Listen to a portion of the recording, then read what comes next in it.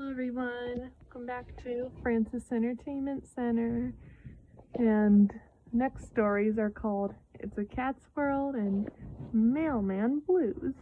Enjoy the video.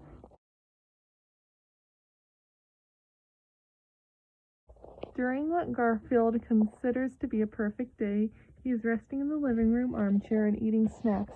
After he finishes a box of cookies, he contemplates whether he should get up to get more snacks. Very suddenly, the house begins to violently rattle, and from in front of him, a portal opens from thin air and sucks Garfield through. Traveling through a vortex, Garfield encounters another being flying through, completely identical to him, before he falls into what seems to be the living room. Garfield shrugs off the significance of the event, considering it to have been just a hallucination. He quickly realizes otherwise when he finds John acting like a cat and Arlene arriving to do a veterinary checkup on John, something Garfield apparently called her for the previous day.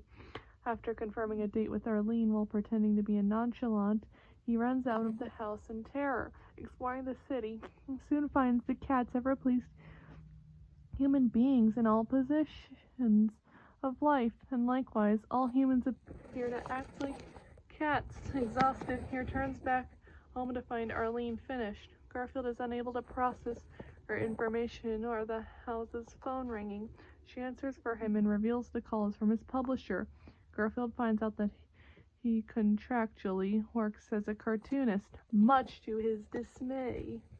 Attempting to find a reason for the strange happenings, Garfield finds an interview on television with a psychist, Dr. Angus McClune, who suggests parallel universes exist and he has invented a device that will prove their existence.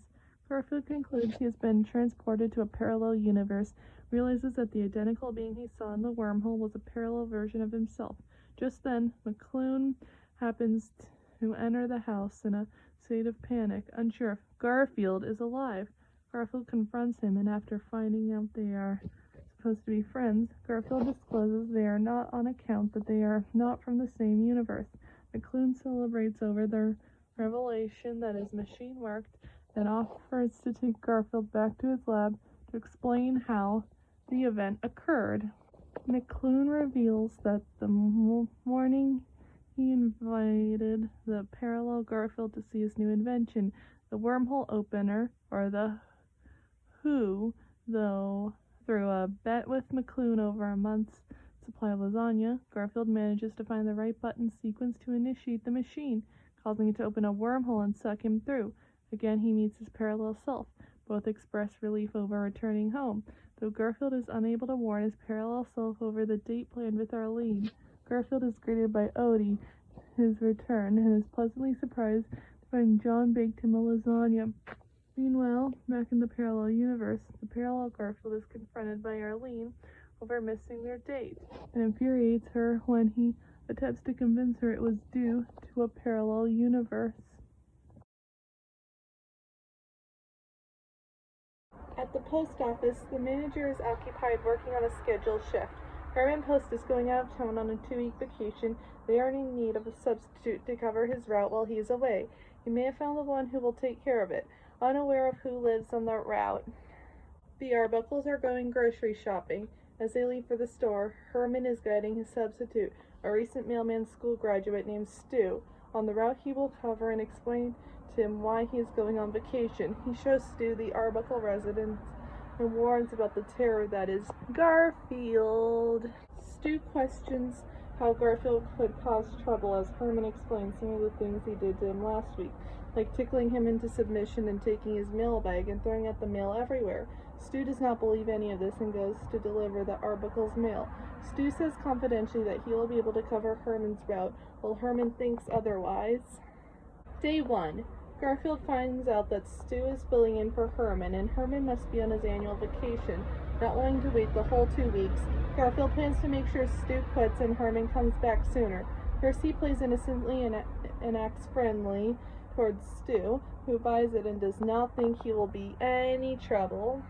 Day 2. When Stu puts the mail through the slot, Garfield shoves it back out. John catches wind of this and scolds Garfield for his behavior, and Garfield responds that he simply cannot resist. Day 4. Stu comes equipped with a water pistol to squirt Garfield with should he provoke him. Little does he know that Garfield has booby-trapped the doorstep with a spring launch pad that sends Stu flying. He then squirts Stu with his own gun. Day 5. Stu seems safe until he finds Garfield in his truck with a giant fan, which blows the mail all over the neighborhood. Stu calls Herman, who is enjoying his vacation. Stu begs Herman to come back and help him. Herman refuses, leaving Stu alone to deliver the mail to Garfield's house. Final day. Stu sneaks up to the mailbox, only to find Garfield lying in wait for him. Garfield blows a whistle, and Stu shrugs it off, thinking it does not work. Garfield then corrects him, saying he's a special kind of dog whistle that only summons a pack of hyperactive chihuahuas. The chihuahuas attack Stu, and Garfield informs me that the carnage is too gruesome for me to see. Desperately seeking a transfer, Stu begs the manager to remove him from the route with Garfield. Having known this would happen, the manager calls Herman to tell him to end his vacation abruptly and come back, even going so far as to offer a raise. Herman agrees, hangs up, and tells me that he gets a raise for ending his vacation abruptly every year. Once Stu hears he is off the route, he becomes overjoyed and cheers for how he will never see Garfield again. Garfield celebrates with a nice tray of lasagna and jokingly wonders where the mail is.